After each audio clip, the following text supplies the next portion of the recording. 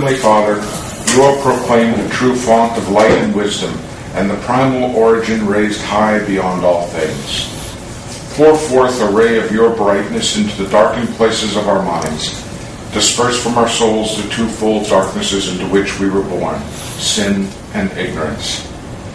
You make eloquent the tongue of infants. Refine our speech and pour forth upon our lips the goodness of your blessing. Grant to us keenness of mind, capacity to remember, skill in learning, subtlety to interpret, and elegance in speech. May you guide the beginning of our work, direct its progress, and bring it to completion. You who are true God and true man, who live and reign, world without end. Amen. Amen.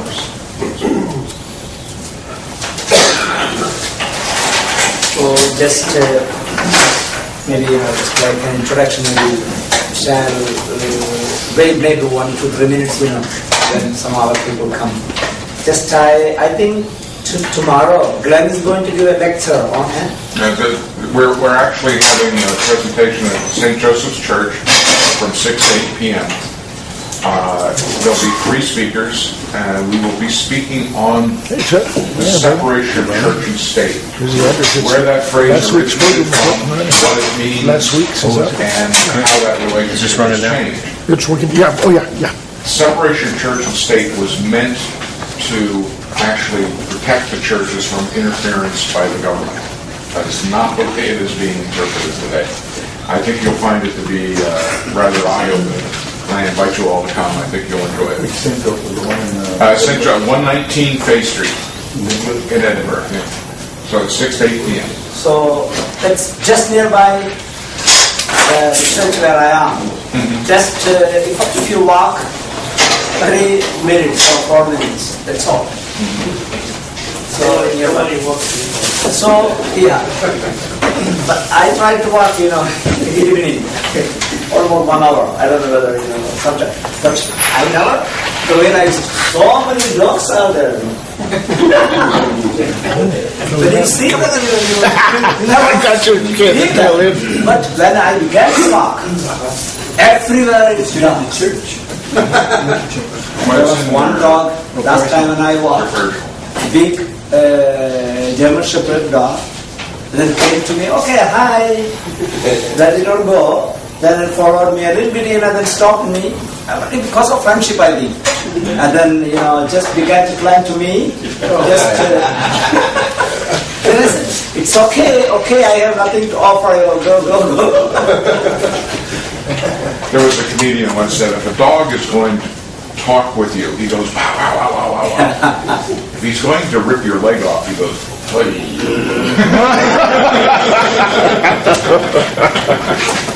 yeah, we should not be panicked.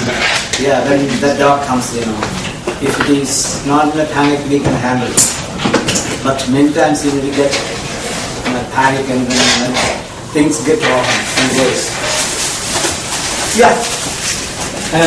That was nice, when we little bit more, 20 more minutes waiting, that really, it was fruitful. So that we were talking about different types of interpretations, last time. Some interpretations of Bible. I have already started with, I think we have already seen how to understand the context. Historical background I have already explained. To that, it's very, very good. If you really want to study Bible, I would suggest, I think most of you must have done it, to visit the Holy Land. That would give you real, what's called, a kind of, when we say Jericho, then it comes to our mind, where Jericho is.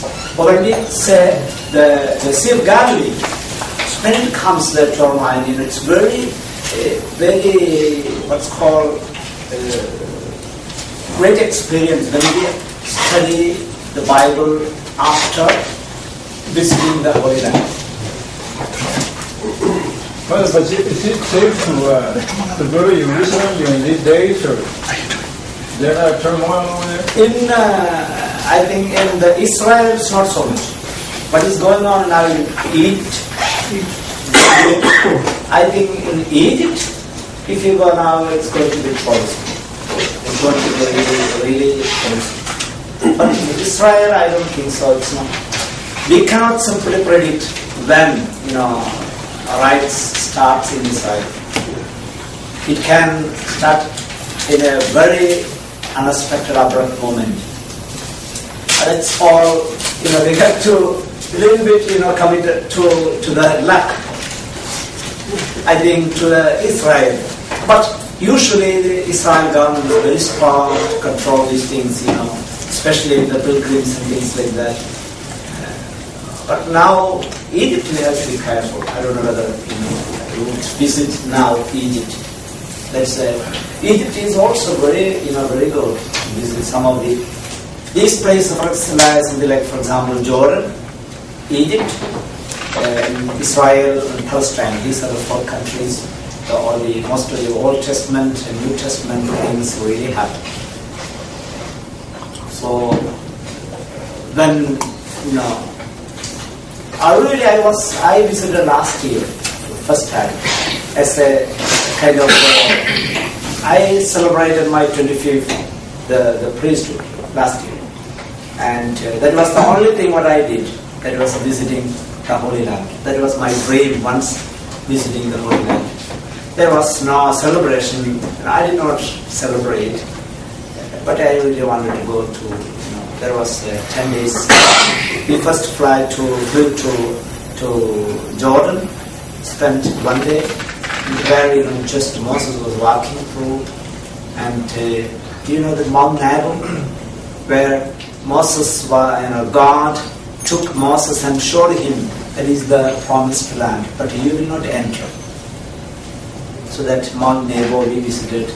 Then the Jordan River, that's not only in Israel, that this also flows through Jordan. And then afterwards, of course, it's very beautiful. Then Israel, Egypt. Egypt also is very good because Jesus, the Holy Family, escaped Egypt in Cairo. Still, they have a church there. Not only that, the museum in Egypt, wonderful. Those things.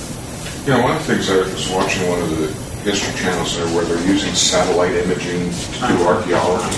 They're discovering that Egypt was far more built up than we imagine it. It was like all along the Nile. It was built.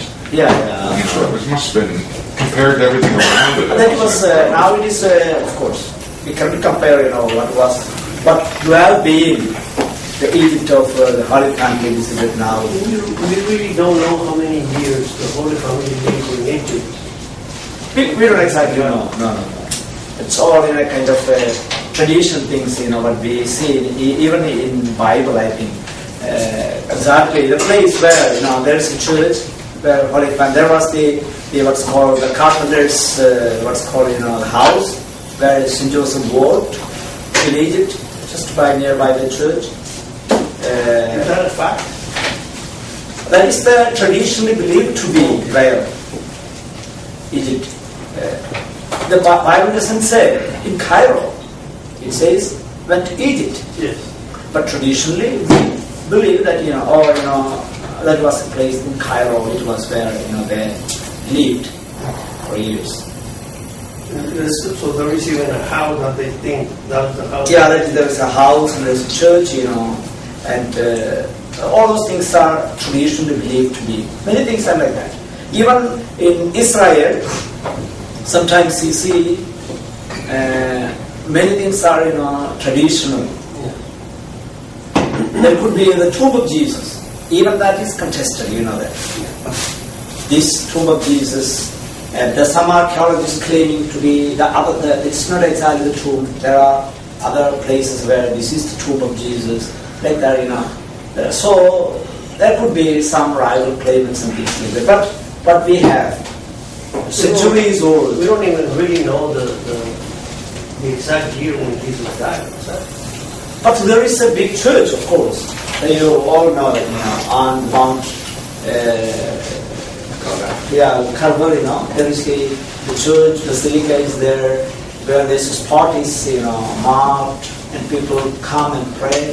These are all, I think, just after the crucifixion of Jesus, nobody, went about almost like 300 years, almost like. And then began with the Saint Helena, that the finding of the cross.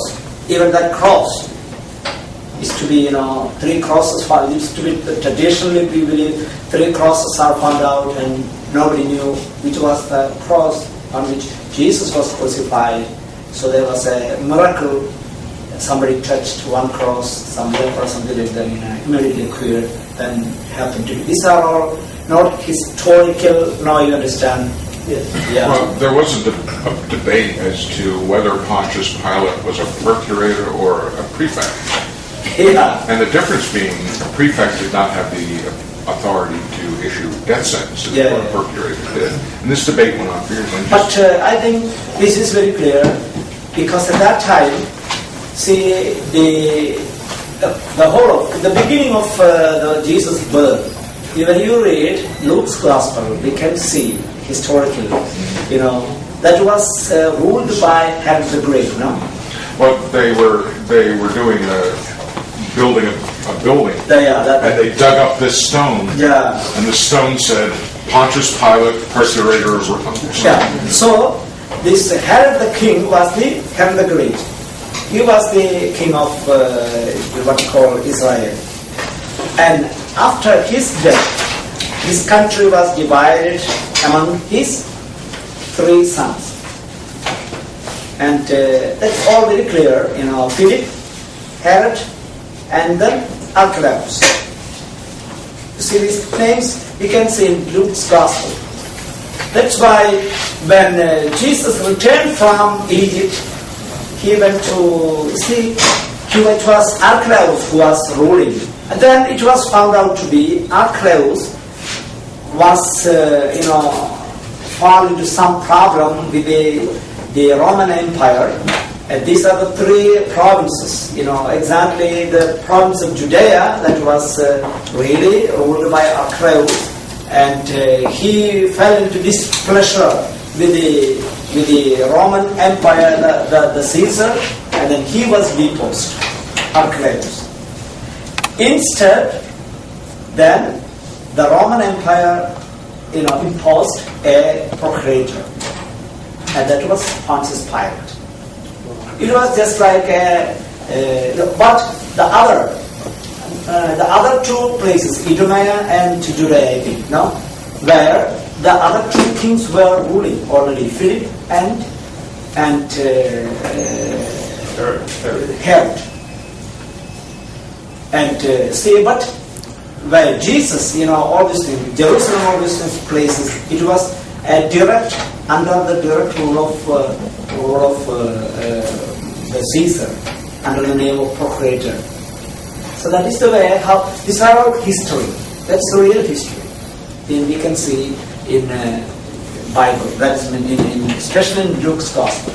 So that was simply just what we call in digression. I would say, just to see how important that if you can visit the Holy Land, that will really give us a real image of really what happened, all those things.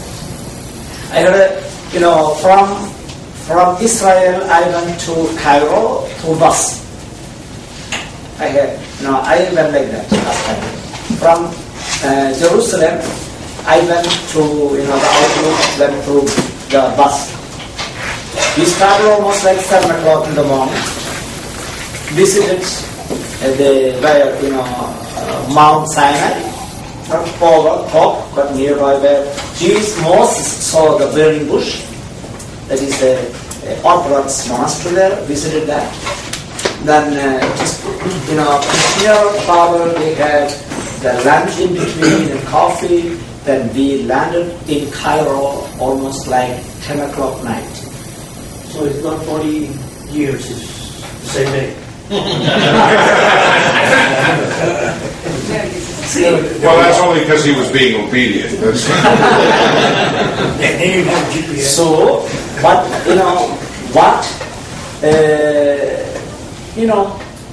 it is a long way, no? At least with the Pullman, starting from 7 o'clock, then almost like 15 hours or at least 12 hours continuous journey through Pullman. And that was the length of, the Holy Family just went to that place, it was really hard for them with a donkey, no? It was not a simple journey. It was not. How many months or at least how many days might have gone through. That was a real ordeal, of course. So all those things we can get into our mind, when we go through all these things. Okay. I think one of the amazing things, though, is to step back and realize Rome executed, crucified thousands of people. But we know nothing absolutely nothing about these people. How is it that we know so much about this one man? And the fact that we know as much as we do is, in fact, to me, a miracle. Yeah, that is mostly, that is one of the, together with, this is not really with the study of Bible, but it has a little background, but he said, I would add this much more. That is the one thing people who are against the historicity of Jesus, talk about. Some people talk, for example, did you hear about Rudolf Bultmann? That's a German biblical scholar, Rudolf Bultmann. Or Harnack, these are German scholars. So they deny a historical Jesus. There is a real group of biblical scholars who deny the historical Jesus. What do you mean by historical Jesus? A Jesus of history doesn't exist for them. For them, who is real? The Jesus whom we see in Gospels or in our faith, who is He? According to them, they say He is the Christ of faith. What is the difference between Jesus of history and Christ of faith? Do you know? Do you know that? Can you put that on the board? Christ? Right. Yeah. It is Jesus of history. History.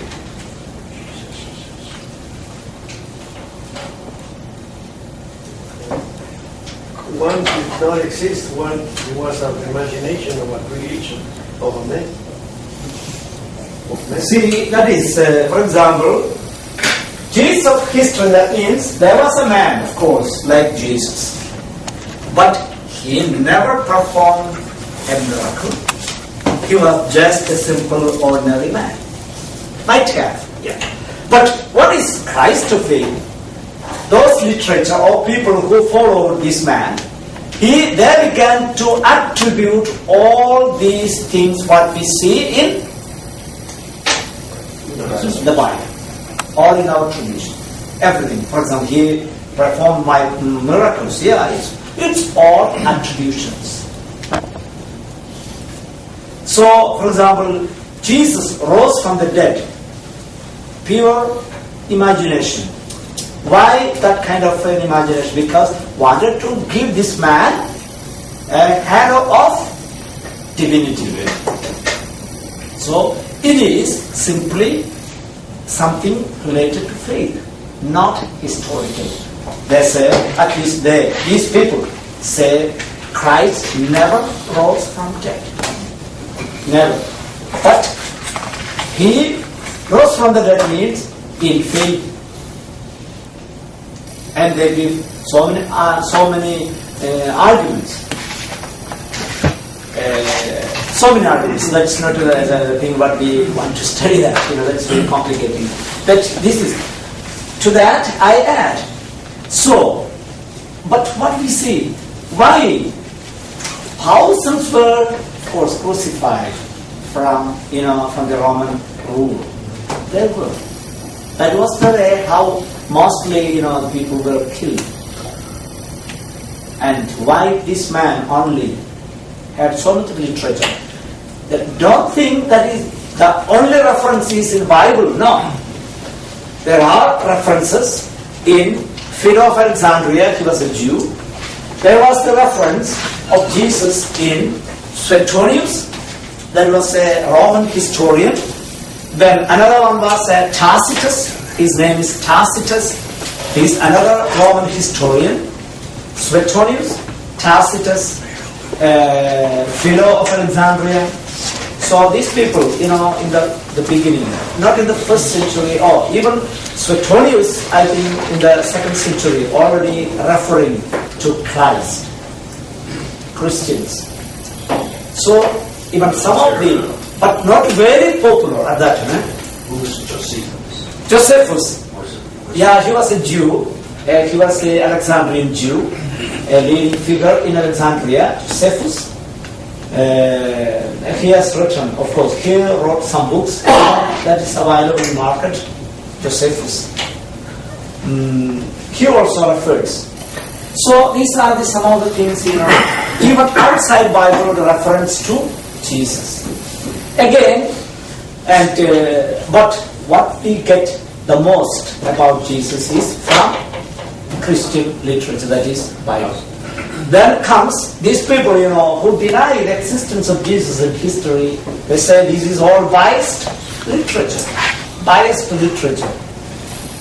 No? They say because all these things, what is written about Jesus is biased. Why? It's all written by? Yeah, but you can say that they're biased against Jesus too.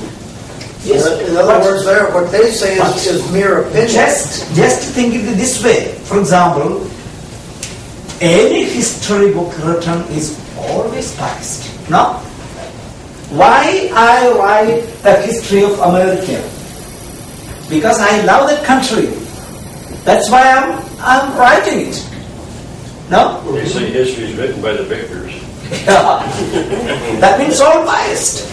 Any history, somewhere or other biased against or for. I want to write some book. Why? So that I want to establish something, no? And that is called my prejudice. Could be said. Or another thing, the most important person, or the most reliable person to give what's called not a witness, I would say. Suppose who is the most proper person to say something about reliably about me? Who is the most proper person? No, I would say. I would say. I don't. Somebody who knows you. Who's that? Mother. Mother. No, the mother is the one who is the most. For example, suppose the most important question in my life is asked, who is your father? Who can testify that? Only the mother. Can you say, who is your father? Only you are saying your father is this one because your mother says that. Not even the father can say exactly. And therein lies the difference between knowledge and faith. No? And who is the most biased person about you in this world? That is your mother. Because she loves you and she wants to do everything the best possible way. And testimony about you, the most reliable testimony is about you is from your mother. No? That's why, so when we say something about Jesus' history and things like that, it is the Bible, the most reliable thing. Yes, historically we are speaking. Okay, now let us say something about different types of literature in Bible. We can say, for example, that is called literary genre. What we call literary genre, literary genre means some different types of Bible. For example, there are narratives. We have seen a little bit last time, narratives, just like the Gospels, no? the Gospels narratives. Another thing is letters. We have seen the letters of St. Paul. That's a different style it has. Not simply narratives. It is a kind of mainly it is kind of what's called he admonishes and things like that. Then there are the literature of wisdom literature. That is again different style, no? A wisdom literature. Then the apocalyptic. That is entirely different because it's mainly, there are so many symbols and things like that. Otherwise, we won't be able to understand that book. What you have to learn really good. What is the meaning of a symbol in apocalyptic literature? Otherwise, you won't be able to learn anything about that. For example, in apocalyptic literature, for example, the Revelation, the book of Revelation, the last book. See, we see the dragon. The dragon. What it means? No. It is the Roman Empire. Yeah, because it persecuted Christians. So that was the literature in which, when we say the dragon, it means, it is the Roman Empire. Or the Babylonian captivity, during the time of referring to the Roman persecution and things like that. So many symbols are there. See, do you know some, each gospel has a symbolic, symbol, no? Do you know the 4 symbols? Yes. Each gospel gives you a beautiful symbol, That's not, we can see 4 symbols in apocalyptic writings. There is the symbol of eagle, there is the symbol of man, then there is the symbol of an ox, or what's called, an oxen, and then there is a symbol of a lion. You can see. So, and these 4 symbols are attributed to each gospel. Now, we don't see in the gospels, the symbol is seen in, the symbols are seen in apocalyptic writings. Though there is the eagle. So, which book will be having that symbol of eagle in gospel? Some of pictures or things like that, when you see the 4 evangelists together with these symbols. St. John, because it is very deep, very, theologically very deep, we can see that the attribution is given eagle. So he sees from far, above things. So eagle is the symbol of St. John. Then another one is the Mark's gospel starts from the just start from a desert. So which is given. The lion is given to Mark. So the Mark's gospel says the what's called the voice of the wilderness. That's referring to St. John the Baptist. So, the lion roaring. So that symbol is given to St. Mark. Then there are 2, man and the oxen. So man is given to Matthew, and the oxen is given to Luke. Why Luke's gospel is is projected like he was the man who is completely offered for the whole humanity. So like that, then the man's symbol, I think this is the promised Messiah. I was just recalling to my mind, I did not look into, or I did not prepare, it was coming to this kind of, some of the symbols I was referring to, the symbolism. So, whenever you see the evangelist with these symbols, we can see that. Some of the writings, some of the, you can really, if you have, I think, if you have now the online, if you can go through the online, you can see that. Symbols of the gospel symbols, these 4, beautifully given. But some pictures even give simply these pictures, these symbols, so that they refer to this is the St. John's Gospel. Okay, these are. Another thing is, in Gospel, or in the Bible language, or is used hyperbole. Hyperbole, you know that? What is hyperbole? Yeah, hyperbole is means, for example, a kind of an exaggeration. Exaggeration. For example, see, I told you, the camel's, the eye of the needle, no? So that's a kind of a hyperbole. That's impossible, no? A camel go through the needle's eye. That means to give something, to insist on something that it is impossible. But that's called kind of a hyperbole. That means some exaggeration. Really, we have to know something about that. Then another thing is kind of a poetry.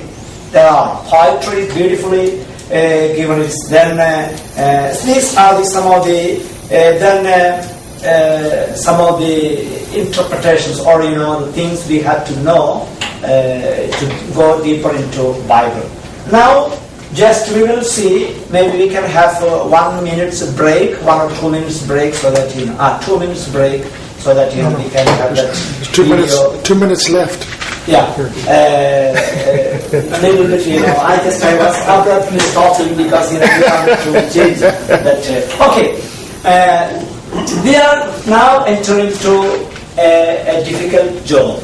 That is how to interpret different way Bible. This is the class we are going to see that some of the different ways of interpreting Bible, and that is very important. This is, I would say, the fruit of our studies all these days. Understanding all these backgrounds and things like that, we are now applying it directly to see how to interpret Bible. That's not a very easy task, but somewhere or other, we have to study. That's why how, at least, with some help of some books and things like that would be really good if we can dig more meanings from the Bible, really. So we start with what's called the historical grammatical interpretation or method. Historical grammatical. What is meant by historical grammatical interpretation of the Bible? Okay, that we will learn after, just starting doing after 1 or 2 minutes. You can, those who want to have more coffee and cookies now. Take a coffee break. This is my. This is something. Because we were talking about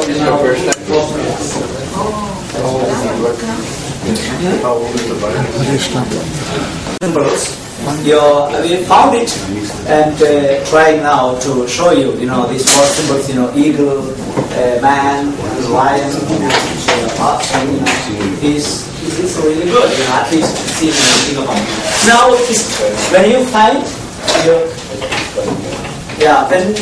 when you find it, just let me know, and you can just show it. See, very good. This Bible has it. Look. This Bible, which version is this? This is to the RSV, that's called Revised Standard Version. Revised. We have already seen, I told you, different versions of Bible.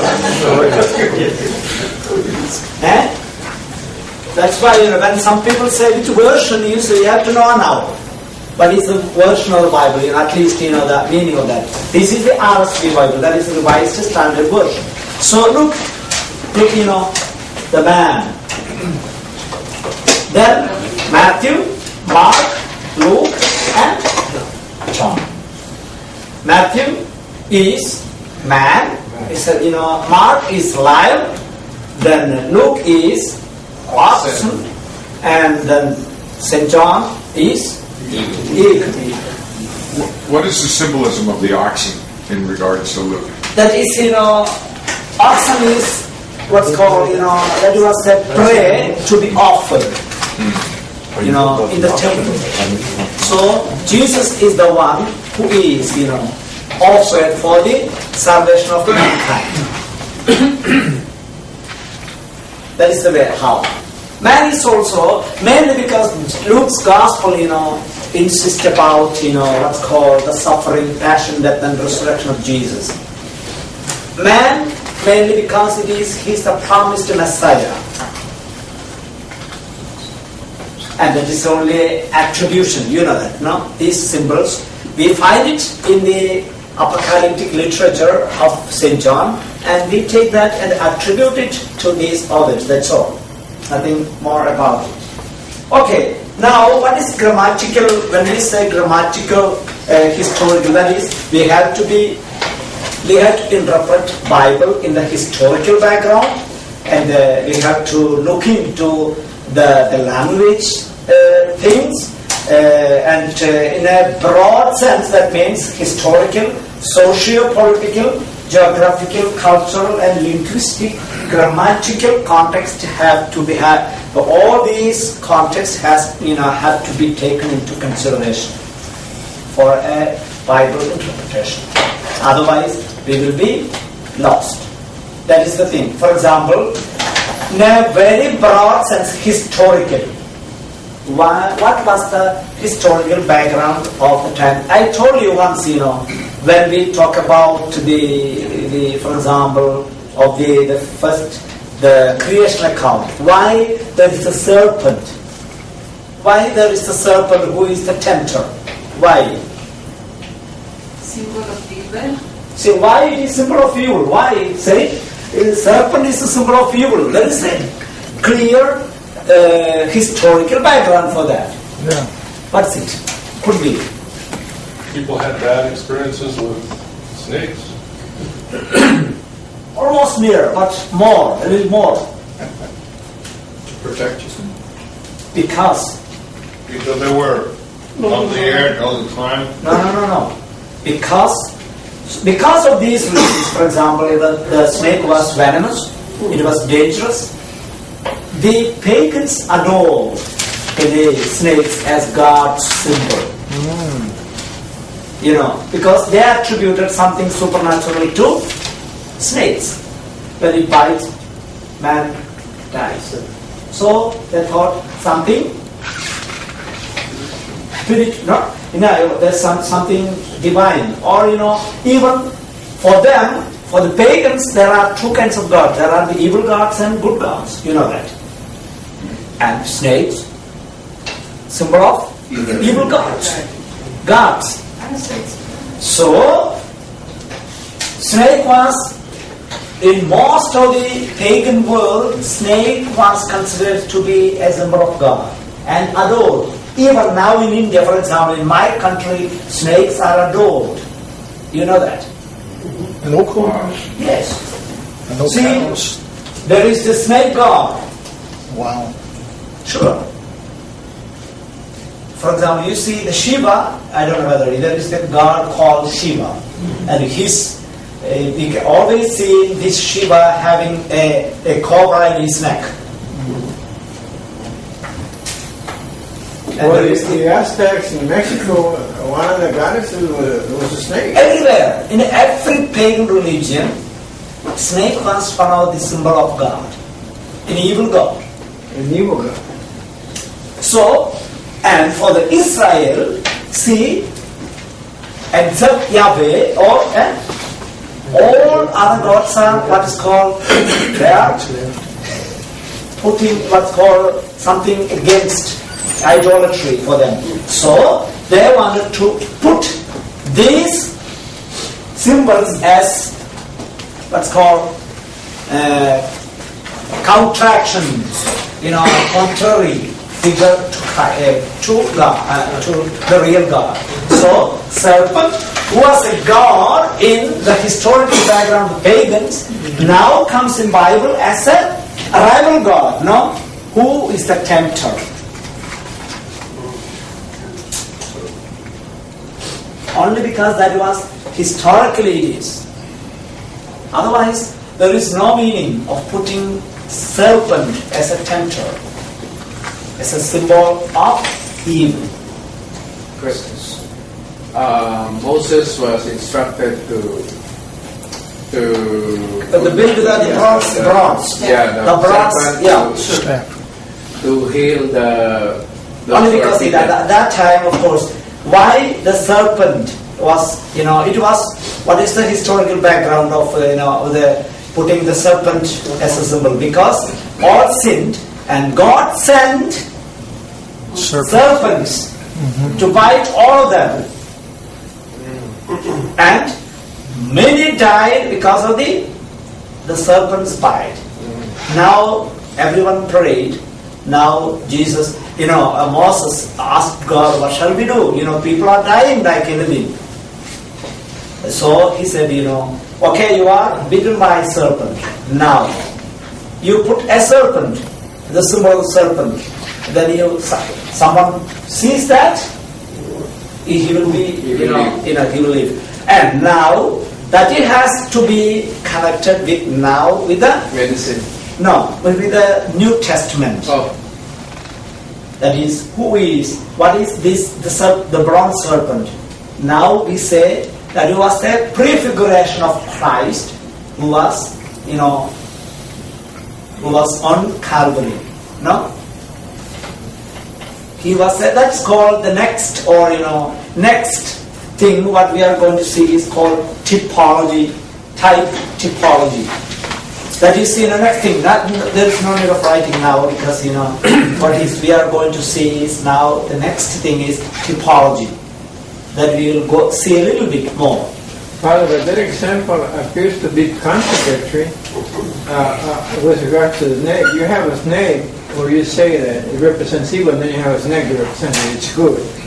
It kind of confuses It's it. not representing it. I think he said, look at it. And you Yeah. heal, it's like acknowledging the sin, Well, but or it's still something, a maybe it snake. means something like that. Maybe, It's a bit confusing. yeah. Think of it as a vaccine. it is an antidote, yeah. So that was a very good answer, very good. It's a vaccine. But this thing, They didn't pray to it. yeah, no. That is really mainly because they were bitten by serpents. Now, as a remedy, okay, the serpent, just see it as a symbol, so that here why it is because you were punished, because you have to see this, the golden serpent, on the elevated serpent. When you see that, you have to remind yourself that you all sinned against God. Now this is a symbol of your reminder that if you sin again, this will carry forward. So it reminds them about the serpent that they were worshiping the serpent. It reminds them of that. Is that what you're saying? No, that is mainly, they were there, of course. They might have, the serpent or anything what really, they abandoned Yahweh, the real God, and then adored a pagan god. And that was the problem with them. And now God sent the serpents, and that they repented. So that was a kind of a symbol that what they did to remind them of their guilt. And now, see, and now it became what's called a symbol of their salvation, their repentance. So the repentance makes them It's kind of like you see your sin, you acknowledge it, you repent. That is in order to show them, that is the thing. Of course, maybe a more meaning could be, that I have to refer to a little bit more, just that. Okay, these are some of the, historical, socio-political, geographical, cultural, linguistic, way we have to understand a little bit more if you want. Another thing what I want to say is, this is also very important in the sense that, let me say very in a few words some of the interpretations, the typology, what I said, typology, type, what is typology?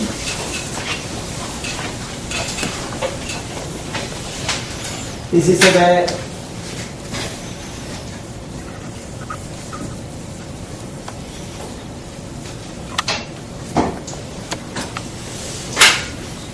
Typology, type. This is a way of finding historical connection with Old Testament and New Testament of events, persons, and things. Historical connection between Old Testament and New Testament, events, persons, and things. We have to bear in mind that is when we think about the authorship of the Bible. New Testament and Old Testament. Old Testament and New Testament is one unit. Now, Old Testament and New Testament is a one unit, Scripture altogether. And it's who is the author of Scripture? God. But of course, it is different a little bit from the Old Testament and New Testament. There is a difference. Surely there is a difference. But we have to always see there is what's called it is a one unit. But at the same time, we have to bear in mind very clearly there is a gradual growth from Old Testament to New Testament in Revelation. And where do we see the fullness of revelation? In Jesus Christ. In the New Testament. Yeah, in Jesus Christ, fullness of revelation. So in Old Testament there are revelations, of course, no? And God gives revelations. For example, events, things, and persons. And who are mainly the carriers of revelations in Old Testament?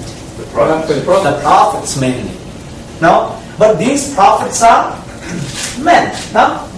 Human beings. So, God gives revelation to them. And who is the fullness of revelation? It is Jesus Christ. Why? Because He is the Son of God. So, this is a very clear indication. There is a growth in revelation from, Old Testament to the New Testament. So we have to be clearly understand that. In Bible, everything is God's revelation, but difference is there. No? Suppose if there is a contradictory statement between Old Testament and New Testament, who has more value? Which has more? The New Testament. New Testament. Jesus Christ. Why? Because there is a growth. No? There is a growth. So, we have to very clearly understand that. Otherwise, we are going to be very, misleading. Is it not, Old Testament is Scripture? Yes. When we say about hearings, something, and there could be many instances in which we can see that contradictions between Old Testament and New Testament. Then, even in New Testament, a little difference is now given. Which has the most valuable book? In the New Testament itself, So the gospel. the Gospels. That's why during liturgy, see, first we read from Old Testament, then further we read the epistles, then the last one, Gospel is read. Not simply priest comes and reads, especially on Sunday Gospel reading. How it is? It is, in a very solemn manner. We take it with all the processions, and then see how solemnity, how solemn we read it, because that is the fullness of, we can understand, that is the fullness of revelation about Jesus Christ. That is why, that is the thing I would again and again insist. Yes, it's all revelation, but at the same time, there is a little bit of, we give more importance to the Gospels than the writings of Paul. It's all revelation, but at the same time, there is it seems to me most Protestants focus on Paul and all those other readings other than the Gospels. Those that come knocking on the door always highlight not Paul and all I these think, other things. yeah, I think there is a problem, with that, the Protestants' problem about the justification, the problem of justification. Yeah. How is one is justified before God? So Paul gives very clearly, especially the Romans letter. So he says one is justified by faith, and that is given clearly. That's a theological discussion, and that is answer is given by Paul in the letters. So they give more. That doesn't mean they don't give importance to only on regarding this thing. Regarding that discussion, that is a very, very pertinent question about the Protestant theology, and mostly on which that is one of the main, what's called the matter of discussion of Luther. Yeah, that's why they make use of that more in their discussions. But that doesn't mean they give more importance to Paul's letter than the Gospel. I don't think so. They give also what's called, this is almost everywhere. It is everywhere.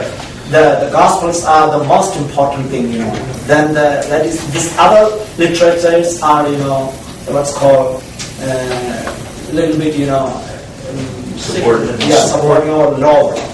I know of a church, a Protestant church called Four Gospels Church. I don't know if they just focus on that. Yeah, only this way, because historically speaking, their main focus of theological discussion is about justification. Well, you mentioned you're looking at things in linguistic context. Yeah. If you look at linguistically, what you hear is that's the gospel truth, or you can take that as gospel. They don't say you can take that as letters.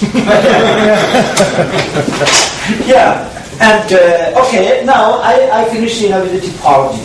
What is, again, I really wanted to give some examples of interpretation, interestingly, but no time. But typology means, I told you, that's finding connection between Old Testament and New Testament, events, persons, and things. For example, see, manna. What is it, manna? Bread of the Old Testament. What is its New Testament counterpart? Eucharist. Again, many things. Abel, for example, is a person. Abel? Jesus. Counterpart is Jesus. So, another thing is very beautiful expression is Passover feast, The Passover feast. What is its counterpart in the New Testament? The Last Supper? Crucifixion? Jesus, that is the Eucharist. We will interpret, we shall try to enter a little bit, how the just very beautiful theology is there, how the Passover feast, the Paschal sacrifice of that lamb, how it becomes the real lamb in Jesus who was sacrificed in gospel. Why? In Egypt, they were delivered from the bondage, the slavery. Now Jesus was sacrificed so that the mankind was delivered from the bondage of slavery, sin. So it's a beautiful connection. Now another typology, a person is Mary, that is Eve in Old Testament, who was the cause for what's called the sin. Now Mary, who became an instrument of salvation. It was God sees, Eve taking the fruit, giving to Adam, no? He became an instrument of the sin for humankind, and now Mary now became an instrument of salvation for sin. So, like that, this is called typology. There is a historical connection between Old Testament and New Testament event, persons, and things. The order of the covenant, same way? The order of the covenant? Covenant. The order of the covenant. Out of the covenant. Mary. Yes.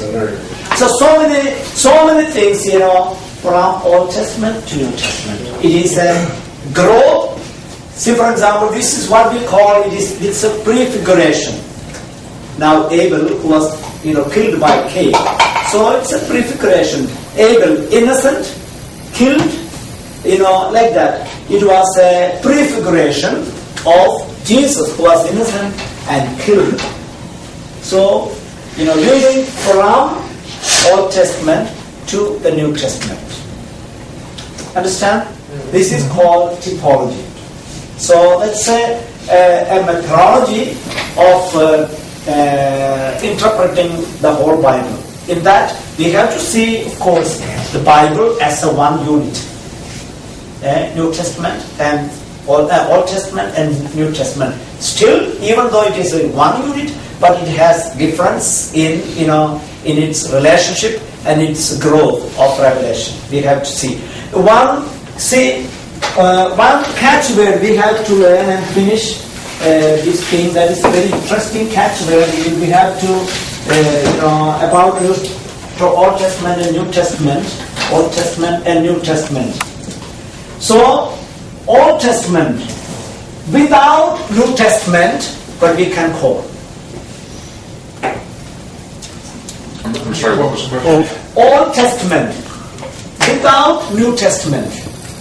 It's incomplete, no? It's an unfinished book. So I would say Old Testament without New Testament has no fruits. Because the Old Testament's fruit is, what is it? New Testament. It's New Testament. The life of Jesus. So, fruit.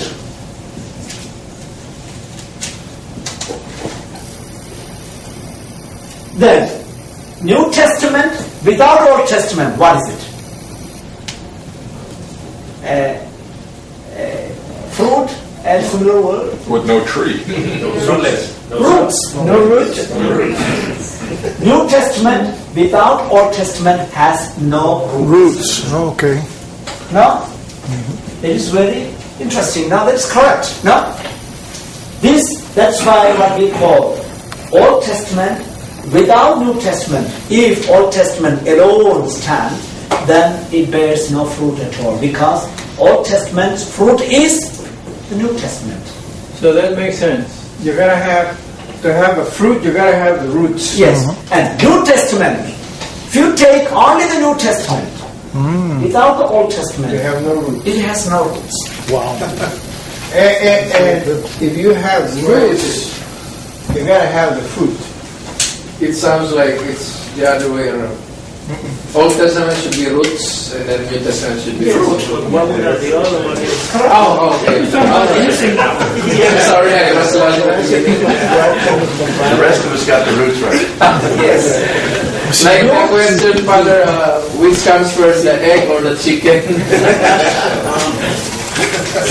I thought about that a long time because I was always using business as an excuse for not. My answer is the egg came first, but a dinosaur later.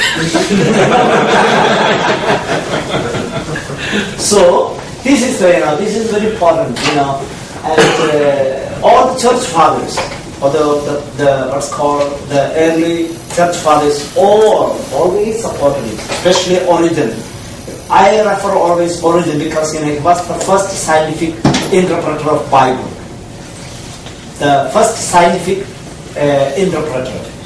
I remember saying said that the New Testament is revealed in the Old Testament, and the Old Testament is fulfilled in the New Testament. That is the same thing. The Old Testament is fulfilled in New Testament, and it is the other way. Just fruit, root. I just want to give That's a kind of what's called beautiful. It sounds beautiful. That's why. Old Testament without New Testament has no fruits, and New Testament without Old Testament has no roots.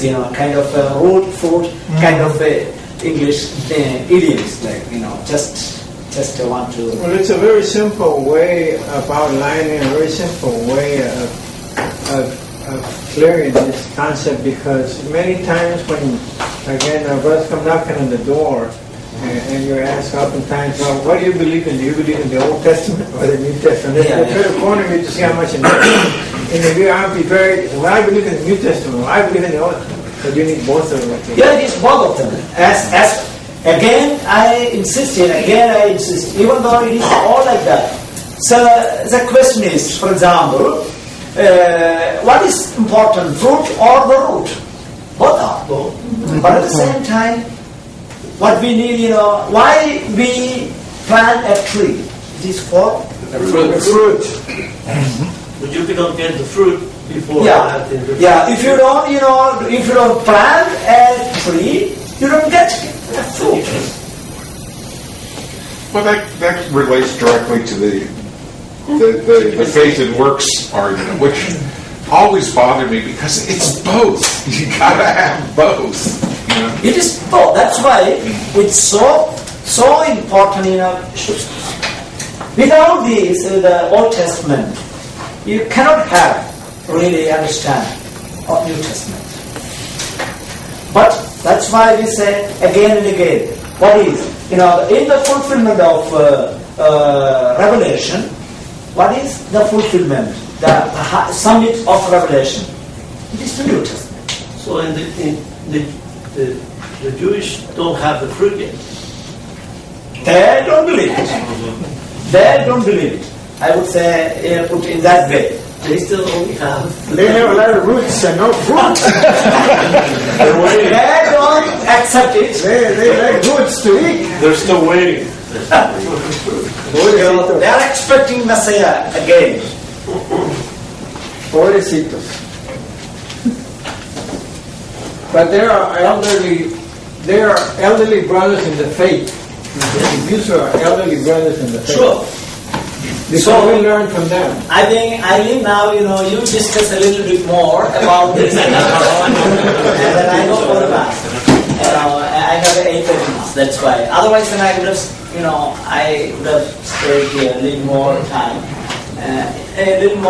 But unfortunately, I have. Maybe it's better 1 hour.